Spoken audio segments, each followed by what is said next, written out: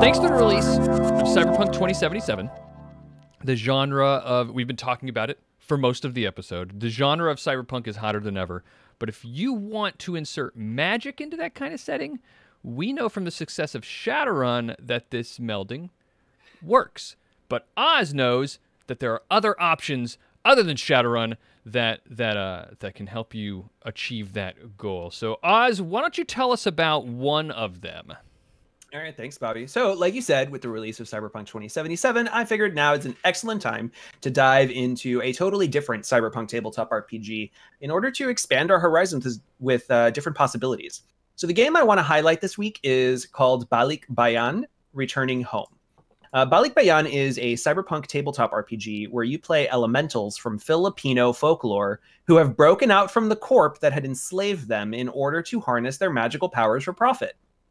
This game is from Sword Queen Games, created by queer, NB, Filipino, and disabled designer Jamila R. Nejati, otherwise known as Temporal Hiccup on itch.io. You might also recognize Jamie from the Gauntlet podcast, which focuses on indie tabletop RPGs. So this game utilizes the system Belonging Outside Belonging, which originated with the game Dream Askew by Avery Alder. If you're like me, you may have never heard of Belonging Outside Belonging, that system before. However, after having dug into it, I have to say I'm incredibly impressed with its simplicity, its evocativeness, and its character-focused narratives. Belonging Outside Belonging is like Powered by the Apocalypse, except without dice rolls. And that's right, it's completely diceless, there is no luck mechanic. So how does that work? Every playbook has its own set of unique moves, things like fix something and make it even better, allow your greed to get the better of you, find the fragment of a secret, cause a chill to run down someone's spine. And these moves, which you can choose to trigger at any time, are categorized as strong, neutral, and weak. Strong moves are like a 10 plus in PBTA, right? They're always effective and awesome and without imminent drawbacks. Neutral moves are 7 to 9 in a PBTA game, so they're effective but with a consequence. And then weak moves are like 6 or less in PBTA. They are failures with consequences. So the trick to this system is that you can only use strong moves if you spend a token, and you gain tokens by using weak moves. In other words, before you do something awesome, you need to contend with your personal failings. You want your character to do selfish, stupid, destructive, hypocritical things in order to then come through for the team later. Now, another way to gain tokens is by following another player character's lure. A lure is something that a character can provide another character. So, for example, when someone asks me to build something for them, they gain a token. Or when someone asks me to wreak havoc and unleash my powers, they gain a token. Or when someone asks for my protection or sagely advice, they gain a token. Lures encourage and reward the other players to come to you for whatever niche you provide the team. It's an incredibly simple way to incorporate teamwork, and it's so refreshing because I'm sure we've all had the experience of creating a character that is made to do unique stuff only to find that nobody on the team ever asks you to use it. Tokens are basically the only mechanic. There are no communal moves. Every playbook has their unique set of moves, and what is a strong move for one playbook might be a neutral or a weak move for another playbook. So things like nurturing or violence come more naturally and more effectively to different playbooks. There's also a group of setting elements, which are communal playbooks used by the table to simulate outside conflicts that the setting has. So for example, in Dream Askew, which is a game about a queer enclave surviving in an apocalyptic wasteland, setting elements would be things like scarcities, outlying gangs, and the earth itself. In Balikbayan, these are things like the corp, the heart of the city, and our magic. These setting elements are kind of like GM moves in PBTA, except I really like the specificity of these. The Belonging Outside Belonging system therefore allows for unique, personal, impactful stories and settings. Which brings me to focus on why Balikbayan is just so damned cool. Every playbook is a different elemental from Filipino folklore, like a tikbalang, a santelmo, or a duende. And even if you're not familiar with these elementals, the playbook gives you all the information and flavor you need, but I'd still encourage you to dive in and research the one that attracts you. You pick a human form that has been injected with all kinds of cybernetic implants from the corp against your will, and a true form, which is a combination of fantastical and robotic. You get other choices like hopes and bonds, some questions to ask other characters to deepen their relationships, and off you go. You then also collectively as the table create the city. So there are three things that are always have to stay the same. There is one, it's unsafe outside the city. Two, unshackled elementals like yourselves are considered dangerous. And three, elementals need humans as much as humans need them. From there, you're asked some leading questions and can even sketch a map to provide a visual of the city's infrastructure. So now your elementals on the run, trying to evade the corp that needs your powers shackled back in their facilities for its bottom line. No one escapes the corp and get away with it. So the elementals need to figure out what else to strive for while they are free in the hopes they can actually attain freedom. Balikbayan has an additional mechanic. It's 2 sheets called Reckoning and Homecoming to solve that problem. So the Reckoning sheet represents being tracked down by the corp. Your group starts at on the run, and you mark boxes on a tracker when the fiction demands it, so whenever the corp is closing in or something valuable is lost. If you're able to get the corp off your back for now, you can unmark a box. The thing is, every time a box is marked, a terrible price is paid in the narrative. A friendship between 2 of the characters is lost, one of you loses access to one of your magical abilities, or worse, one of you is reshackled. It's a tug-of-war tracker you want to avoid filling up, because if the 5th box is marked, the elementals are captured, and the epilogue on the sheet is triggered, and it's game over. But meanwhile, the Homecoming sheet represents how their magic and the heart of the city evolve them. Your group starts at fading. You are mortal and you are weak. Whenever the group pulls off something big, something that brings the corp closer to its destruction, you mark the tracker. And each time you mark, new allies are made, or one of you strengthens their magic, selecting powers from other playbooks. On the 5th mark, the elementals are reborn. Their magic is fully restored, and they are free of the corp once and for all. The epilogue on that sheet is triggered, and game over. This is a beautifully designed game, rife with interesting character-driven stories with a unique cultural perspective that we haven't seen in any other cyberpunk setting. The power to change the world is hidden within you, and the more you collectively rebel and tear down the corp, the more powerful you grow. And that's true punk. I haven't had a chance to play this game yet, but I have been watching a wonderful actual play on Roll20's YouTube, and the cast playing it is America's oldest all-Asian theater and comedy troupe called Stir Friday Night. I highly recommend it, and I'll link the first episode in the description below, so give that a watch. And that is Balikbayan Returning Home. You can get it now for $10 US at temporalhiccup.itch.io/Balikbayan. Link also in the description below. So, Cliff, I know that you've been really interested in this game for actually longer than I did. I finally got a chance to read it recently. Tell me, what do you think about it?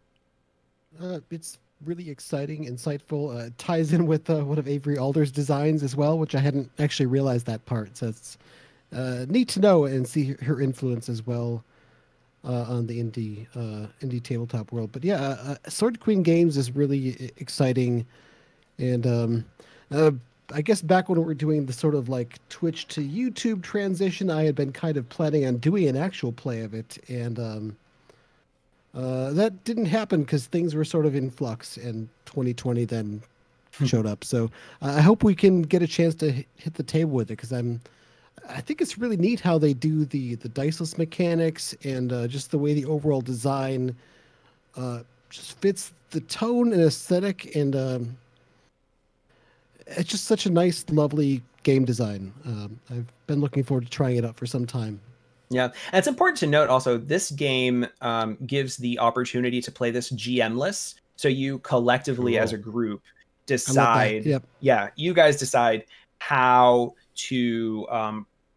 things would react against you. So you can use those setting element sheets to help give you like those leading questions and those actions that they would use against you, so that you can craft the narrative without having to have someone be like the end all be all of what it would be. You don't have that figure at the table. You could still play with a GM. And that was a special feature that Balikbayan added in, because the game that it's based on, Dream Askew, is completely GM-less. You are supposed to work together and dream and come up with everything together and kind of like hop around the narrative however you want. So I thought that was an interesting decision. I like that that gives you the opportunity, if you so want a GM, to kind of like collectively, a GM to figure out all of the little, the conspiracies that are happening behind the scenes, then it gives them the opportunity. But if you want to just work together and build the story yourselves and just really just plop it out on the table and start working together and not have to have anything prepped ahead of time, you can do that as well. Should also point out that if you happen to pick up the bundle for racial justice and equality from earlier this year, this was one of the many items that was bundled in there. So if you bought that, check out your itch.io library and see if you already have it. Opti, as someone who is super a Shadowrun fan, how do you feel about this competitor in the arena? I do not think this is a competitor for Shadowrun. I think this is something extra that people who love the genre or mixing genres or love Shadowrun will also really love.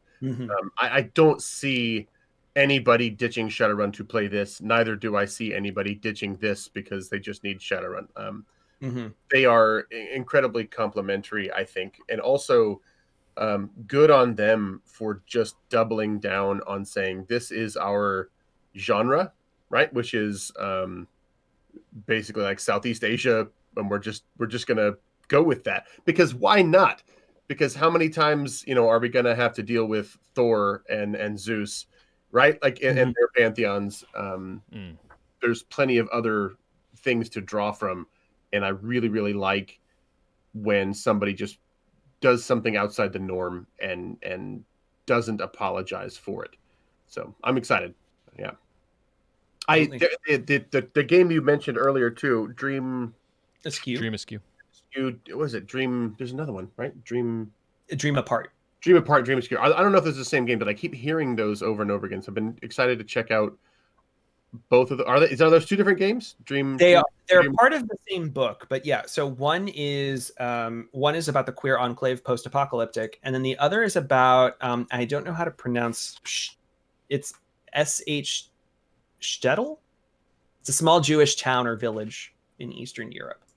Okay, so anyway, I've been hearing a lot about those two games, and then also Balikbayan popped up on my radar via the same people. So they are on my radar. I want to check them out. I'm glad you did this because it just sort of pushes me into that area of wanting to check them out even more.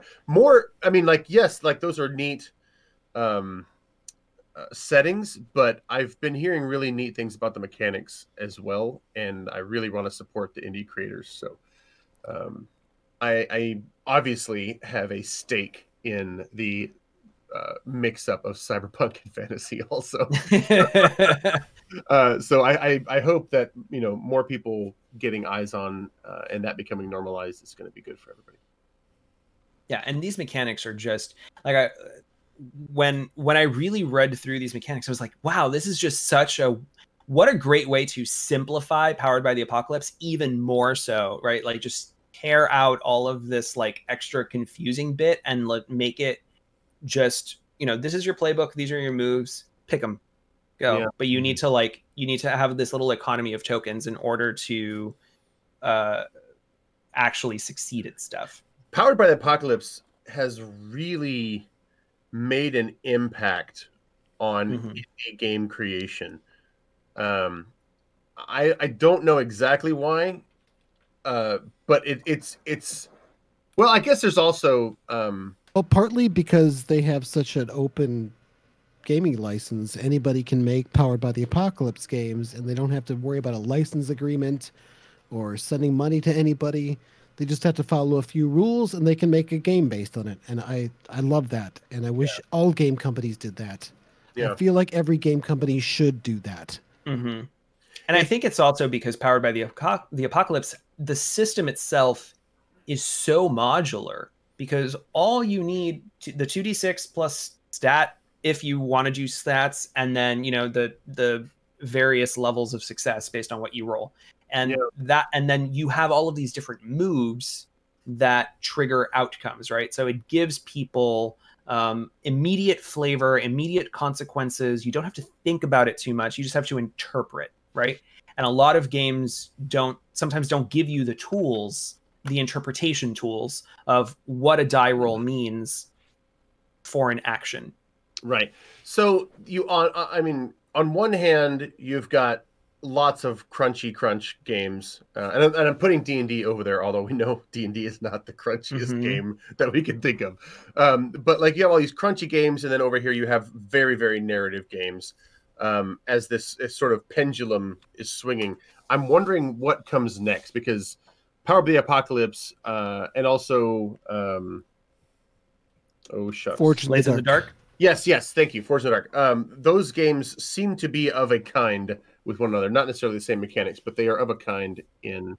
I conflate them in my mind all the time. Yeah. So I'm curious because, how do I say? Like, I love playing them, but they don't captivate my imagination the way that more crunchy games do, because I see in my head crunchy games last longer. And I don't know what that's about yet. I haven't dialed it in. But the idea that D&D can take my character from level 1 to 20, and that's going to take a long time, that actually psychs me up more than the mechanics themselves, right? That I'm in it for the long haul, that my character can move and grow, and that there's always something new and cool to have my character become and do. So I'm not super sold on the crunch of any particular game. But I wonder what sort of thing can come next that can do both, to do what I like about both well, if that makes any sense. I think this leads into another topic, but I want to tie a bow around this. We've drifted away from the Balikbayan topic, but I wanted to say, for the purpose of everybody who's watching this on YouTube, you should check out Balikbayan. Where can they find that and check it out, Oz? Temporalhiccup.itch.io/Balikbayan, and the link will be in the description below. All right.